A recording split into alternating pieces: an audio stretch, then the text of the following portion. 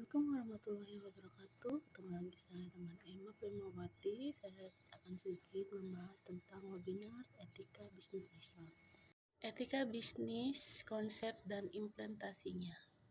Tujuan pembelajaran: mengetahui konsep dasar etika bisnis, mengetahui konsep etika bisnis dalam perspektif Islam, dan mengetahui implementasi etika bisnis dalam bisnis. Mengapa perlu etika bisnis? Etika bisnis akan membangun kepercayaan semua pihak terkait dengan bisnis yang dijalankan sehingga menimbulkan iklim bisnis yang kondusif. Etika bisnis dapat meningkatkan reputasi perusahaan yang akan berdampak terhadap tingginya citra perusahaan tersebut. Citra yang positif akan berdampak terhadap naiknya keuntungan perusahaan baik yang tangible maupun intangible. Iklim kerja yang kondusif akan membuat perusahaan menjadi langgeng dan bisa berpotensi dalam waktu yang panjang. Praktek bisnis yang dijalankan sesuai dengan aturan dan syariat yang berlaku akan mengundang keberkahan dan rahmat Allah Subhanahu wa Ta'ala. Etika bisnis secara bahasa. Etika berasal dari Yunani yang berarti adat istiadat atau kebiasaan. Dalam pemahaman umum, etika selalu dikaitkan dengan kebiasaan hidup yang lebih baik yang perlu pada individu manusia maupun masyarakatnya. Sementara dalam bahasa Arab, etika atau moralitas disebut sebagai akhlak, istilah jamak dari al-haq yang diartikan sebagai kebiasaan manusia yang baik, mulia, dan diutamakan. Secara umum, istilah bisnis diartikan sebagai suatu kegiatan yang dilakukan oleh manusia untuk memperoleh pendapat atau penghasilan atau rezeki dalam rangka memenuhi kehidupan dan keinginan hidupnya dengan cara mengelola sumber daya ekonomi secara efektif dan efisien. Tujuan etika dan teori etika. Tujuannya mempelajari perilaku baik moral maupun moral dengan tujuan membuat pertimbangan yang cukup beralasan dan artinya sampai pada rekomendasi memadai. Menilai praktik manusiawi dengan menggunakan standar moral. Memberikan pandangan tentang bagaimana bertindak secara moral pada situasi tertentu atau memberi nasihat untuk perbaikan. Teori etika. Teori utilitarianisme adalah teori yang memandang suatu perbuatan adalah baik jika membawa manfaat. Tapi manfaat itu harus menyangkut bukan saja satu atau dua orang melainkan masyarakat keseluruhan. Teori deontologi, teori etika yang menilai suatu tindakan berdasarkan kewajiban dan prinsip moral, bukan berdasarkan konsekuensinya. Teori hak merupakan teori yang banyak dipakai untuk mengevaluasi baik buruknya suatu perbuatan atau perilaku, bahwa hak didasarkan atau martabat manusia dan martabat semua manusia itu sama. Karena teori hak sangat cocok dengan suasana perbaikan demokrasi. Misalnya, konsumen berhak atas produk yang sehat serta aman dan sesuai dengan harapannya. Ketika ia membelinya, inilah yang disebut etika bisnis dengan yang dari segi hak. Teori keutamaan dicetuskan oleh Aristoteles.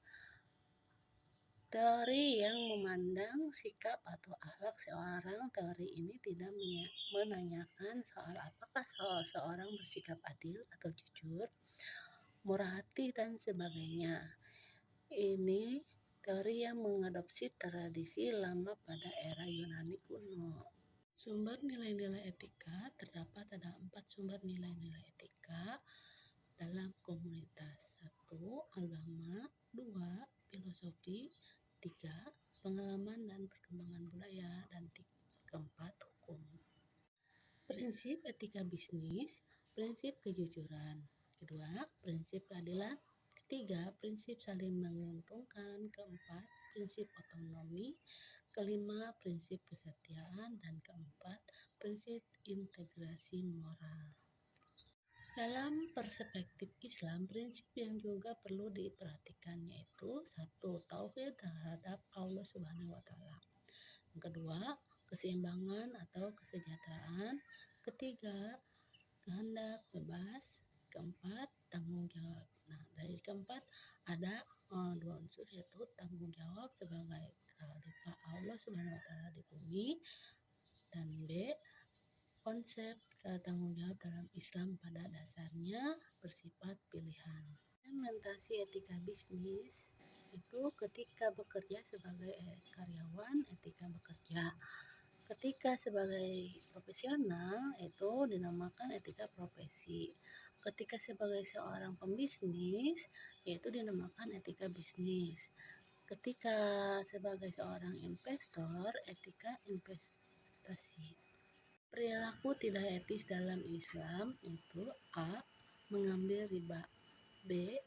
Menipu, C. Mengambil harta orang lain tanpa hak, D. Curang atau mengurangi takaran, E. Menimbun dagangan, F. Monopoli, G. Berkhianat, H. Bersumpah palsu menyaingi penjual dengan penawaran, dan I. Spekulasi perilaku bisnis halal. Etika bisnis Islam sangat menaruh perhatian kepada etika. Bahkan dalam Islam adab di atas ilmu. Ada suatu surat dalam Al-Quran tentang adab, surat Al-Huzarat, dan penting bagi seorang muslim memperhatikan adab ini. Perilaku etis dalam Islam menjauhi bisnis barang atau kegiatan haram, menjauhi unsur penipuan, melakukan jual beli yang halal, adil, kejujuran, menepati janji, menuliskan transaksi yang tidak tunai, sepakat, meninggalkan bisnis ketika waktu sholat, dan membayar zakatnya.